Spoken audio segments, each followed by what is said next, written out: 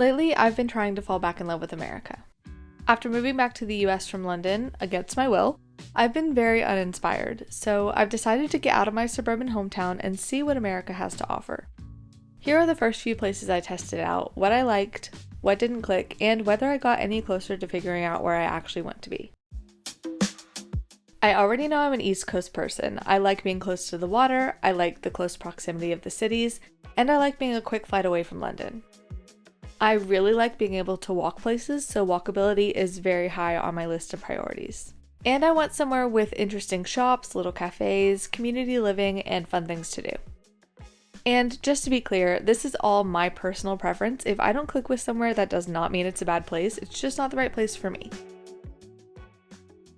My first stop was Manteo, North Carolina, by way of a small town outside of Raleigh called Cary. I was in Cary to visit my friend Hannah and scope out North Carolina as a possible place to live. And while Cary itself was so cute and I had such a fun time with Hannah, the Raleigh area just doesn't tick all the boxes.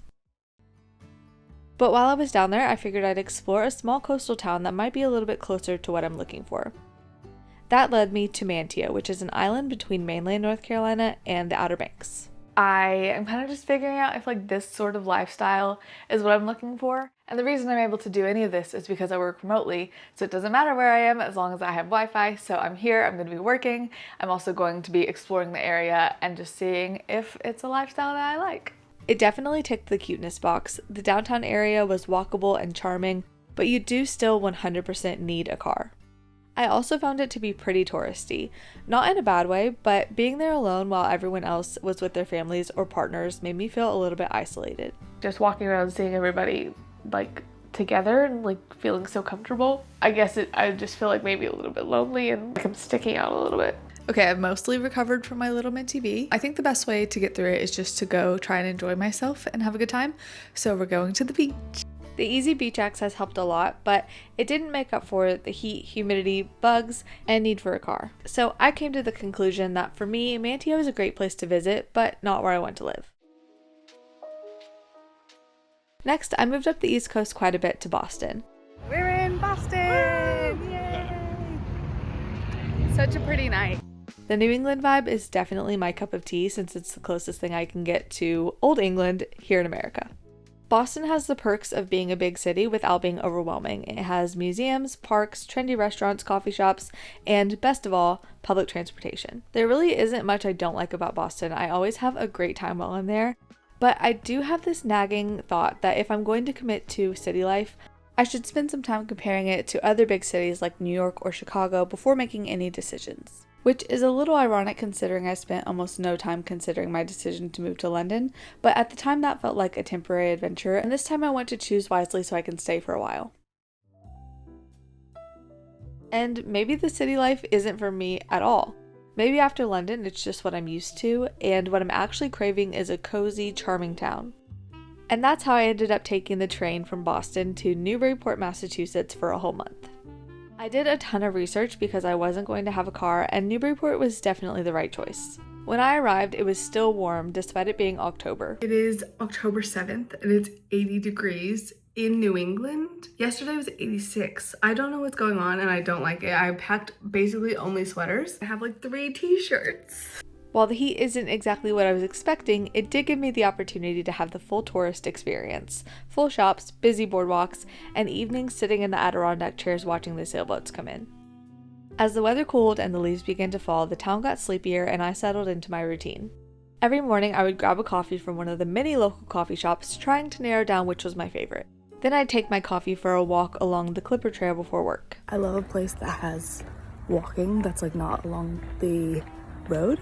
Here they have a rail trail that's just back set in this quiet area and you can just walk and enjoy. This time I actually built in a little socialization so I wouldn't feel isolated like I did in Manteo.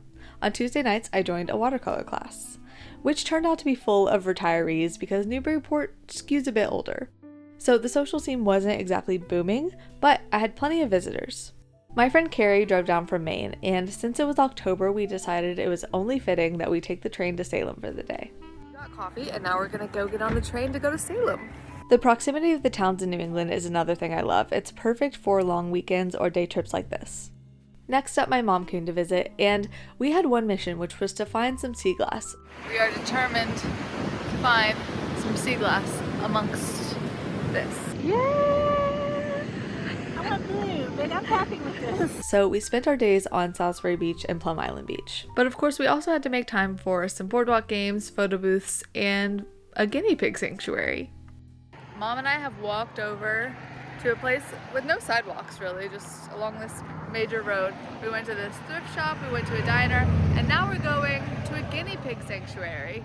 Here we are with our lettuce. Here's the place. And finally, I reunited with my former London flatmate Sarah.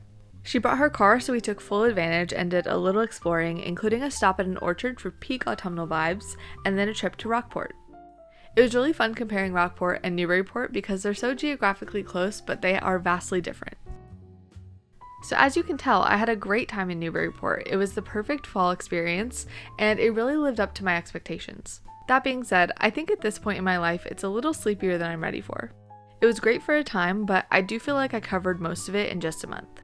Not to mention, it is a very expensive town, and while I managed without a car for a month, realistically, I would need one to live there. I relied heavily on grocery deliveries and Ubers to get to the train, and there is a free bus, which is amazing, but it runs once an hour, so it's not ideal. So, did I find the place I went to live? Not exactly, but I got closer. I learned what I'm looking for, and I found the pocket of the US that feels most like home. And I realized if I choose the city life, I'm going to need to do a bit more exploring first, and if I choose somewhere a little quieter, it'll definitely be somewhere in New England. I'm still figuring it out, and this is only the beginning, so stay tuned to see where I go next.